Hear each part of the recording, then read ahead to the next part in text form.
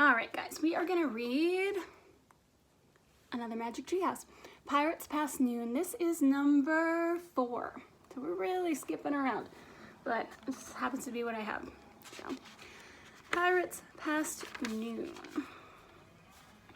Oh, covered in drawings. All right. Chapter 1, Too Late. Jack stared out his bedroom window. The rain kept falling and falling. The TV said it would stop by noon, said Annie, his 7-year-old sister. It's already past noon, said Jack. But we have to go to the tree house, said Annie. I have a feeling the M person will be there today. Jack pushed his glasses into place and took a deep breath. He wasn't sure he was ready to meet the M person yet. The mysterious person who had put all the books in the Magic Tree House. Come on, said Annie. Jack sighed. Okay, he said. You get our raincoats and boots. I'll get the medallion and bookmark. Annie ran to get their rain gear. Jack reached into his drawer. He took out the medallion. It wasn't gold. It was gold. The letter M was engraved on it. Then he took out the bookmark. It was made of blue leather. It had the same M on it. Both M's matched the M that was on the floor of the treehouse. Jack put the medallion and bookmark into his backpack. Then he threw his notebook and pencil. Jack liked to take notes about important things. I got our rain stuff, called Annie. Jack picked up his pack and went downstairs. Annie was waiting by the back door. She was putting on her boots. Meet you outside, she said. Jack pulled on his raincoat and boots. Then he put on his backpack and joined her. The wind was blowing hard. Ready, set, go, shouted Annie. They kept their heads down and charged into the rainy wind. Soon they were in the Frog Creek woods. Tree branches swayed, flinging rainwater everywhere. Yuck, said Annie. They splashed through the puddles until they came to the tallest oak tree in the woods. They looked up. Tucked between 2 branches was the treehouse. It looked dark and lonely against the stormy sky. Hanging from the treehouse was a rope ladder. It was blowing in the wind. Jack thought of all the books up there. He hoped they weren't getting wet. The M person's been there, said Annie. Jack caught his breath. How can you tell, he said. I can feel it, she whispered. She grabbed the rope ladder and started up. Jack followed. Inside the treehouse it was chilly and damp, but the books were dry. They were all neatly stacked along the wall, just the way they had been the day before. Annie picked up a castle book on top of one stack. It had taken them to the time of castles. Remember the knight, she said. Jack nodded. He would never forget the knight who had helped them. Annie put down the castle book. She picked up the next book on the stack. It was the dinosaur book that had taken them to the time of dinosaurs. Remember, she said. Jack nodded. He'd never forget the pteranodon who had saved him from the Tyrannosaurus Rex. Then Annie held up a book about ancient Egypt. Meow, she said. Jack smiled. The Egypt book had taken them to the time of pyramids. A black cat had come to their rescue there. And here's the book about home, Annie said. She held up the book with the picture of their hometown in it. Frog Creek, Pennsylvania. Jack smiled again. The Pennsylvania book had brought them back home at the end of each of their adventures. Jack sighed. Okay. He still had 2 main questions. Who was the M person and who had put all the books here? And did the knight and the pteranodon and the cat all know the M person? Finally, Jack reached into his backpack. He took out the gold medallion and the leather bookmark. He placed them on the floor, right over the spot where the M glowed faintly in the wood. Rain blew into the treehouse. Brr, said Annie. It's not very cozy today.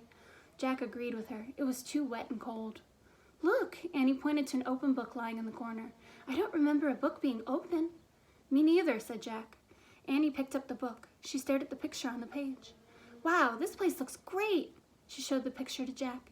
He saw a sunny beach, a bright green parrot sitting in a palm tree, and a ship sailing on a blue sea. Another gust of rainy wind blew into the treehouse. Annie pointed to the picture. I wish we were in there instead of here, she said. Yeah, said Jack, but where is there? Too late, came a squawk. Jack and Annie turned quickly. Sitting on a branch outside the window ledge of the treehouse was a green parrot, exactly like the parrot in the picture. Too late, the parrot squawked again. A talking parrot, said Annie. Is your name Polly? Can I call you Polly? Suddenly the wind started to whistle. Oh no, now we're in big trouble, said Jack. The wind blew harder. The leaves shook. The treehouse started to spin, faster and faster. Jack squeezed his eyes shut. Then everything went still. Colored in picture. Absolutely still. Jack opened his eyes. Too late, squawked Polly. Chapter 2, The Bright Blue Sea. Jack felt hot sunlight streaming into the treehouse. He smelled salt water. He heard the sound of waves. He and Annie looked out the window.